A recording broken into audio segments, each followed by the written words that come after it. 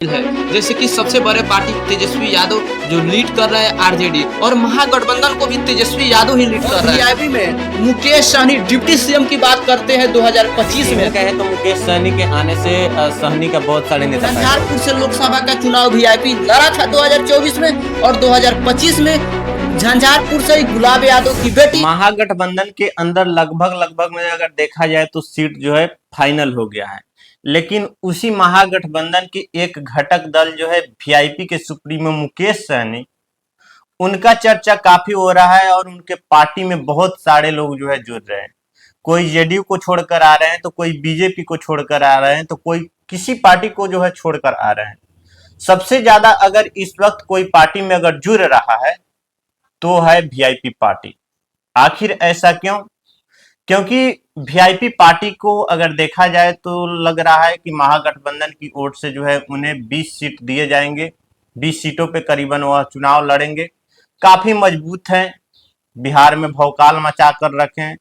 महागठबंधन के बारे में हम हमारे सहयोगी रंजन जी से बात करेंगे, ज्यादा जानकारी ये देंगे। क्या लग रहा है आपको? देखिए, अगर बात करें महागठबंधन की, तो महागठबंधन में कई घटक दल है अभी मौजूद में शामिल है।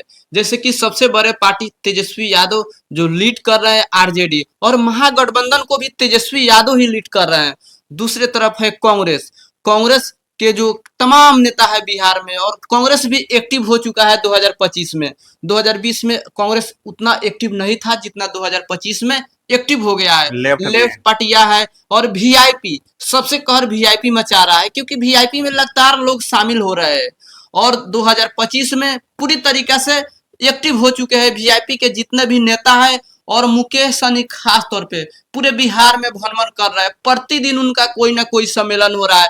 प्रतिदिन मोदी जी का पुतला भी दहन किया जा रहा है, अमित शाह का पुतला भी दहन किया जा रहा है अनेक स्थानों पे आरक्षण को लेकर। जिस तरीके से मलाह की जो मुकेश सहनी लीड कर रहे हैं, मलाह की बात कर रहे हैं, उनका नेता का कहना है कि जब तक मलाहों की आरक्षण नहीं तब तक बीजेपी को वोट नहीं, क्योंकि मलाह समाज बीजेपी के साथ माने जाते थे। लेकिन 2025 में मुकेश सहनी खेल बिगाड़ रहे हैं, और मुकेश सहनी को डाउन करने के लिए कहा जा रहा है कि बिहार के पॉलिटिक्स में कई बड़े नेता को मलाह नेता को बीजेपी काफी आगे बढ़ा दिया। जैसे कि बिहार में हरीश सहनी को मंत्री बनाकर, केंद्र में राजभूषण चौधरी को मंत्री बनाकर। लेकिन मुकेश सहनी काफी मजबूत दिख रहे हैं 2025 में, और पूरे बिहार में चर्चा का विषय बने हुए हैं।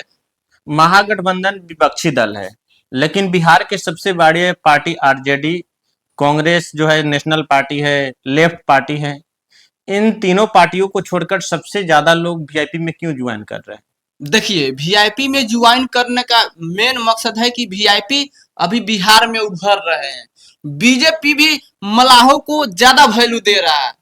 जिस तरीके से पहले मलाहों को कोई वैल्यू नहीं था, अब बिहार में मलाहों को लिए एक अलग से आयोग, आरक्षण नहीं आयोग बनाएगा, और आरक्षण की मांग किया जा रहा है।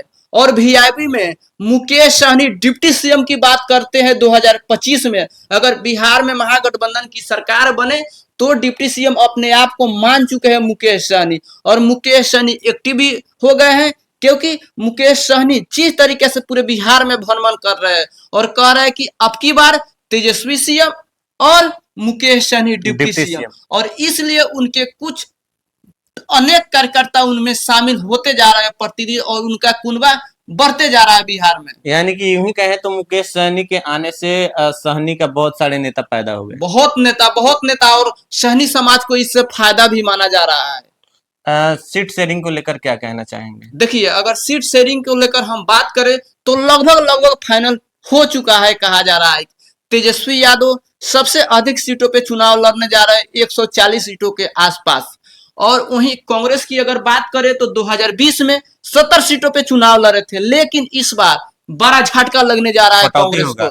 इस बार उनको 52 से 55 ही सीट मिलने जा रहा है। समझिए 15 से 20 सीटों का उनको नुकसान सीधे तौर पे हो रहा है कांग्रेस को, और कांग्रेस मानने के लिए तैयार नहीं है। लेकिन कुछ सीटों पे पेश फंसा हुआ है। और दूसरे तरफ लेफ्ट पार्टियां, लेफ्ट में कई पार्टियां हैं, उनको कहा जा रहा है कि 29 सीटों के आसपास, जिस 2020 में जितना सीटों पे चुनाव लड़े थे उतना ही सीटों पे 2025 में भी चुनाव लड़ने जा रहे हैं। उनको सीट में बढ़ोतरी नहीं किया जा रहा है, लेकिन उनकी भी मांग है 45 सीटों का, लेकिन वो पूरा होने नहीं जा रहा है। सबसे बड़ा फायदा किसको हो रहा है? तो मुकेश सहनी को हो रहा है, क्योंकि 2020 में अगर बात करें तो मात्र 11 सीटों पे चुनाव लड़े थे एनडीए गठबंधन में, लेकिन इस बार उनको 20 सीट पे मनाया जा रहा है। लेकिन वो 20 सीट पे मानने के लिए 20 सीट पे वो कहाँ मानेंगे? वो तो कह रहे थे हमको 40 विधायक चाहिए। अभी देखिए वही बात बोल रहे हैं कि वो 20 सीट पे उनको कहा जा रहा है कि आप चुनाव लड़िए, लेकिन कम से कम वो 30 सीट चाहते हैं बिहार में। अभी अंदर की जो खबर आ रही है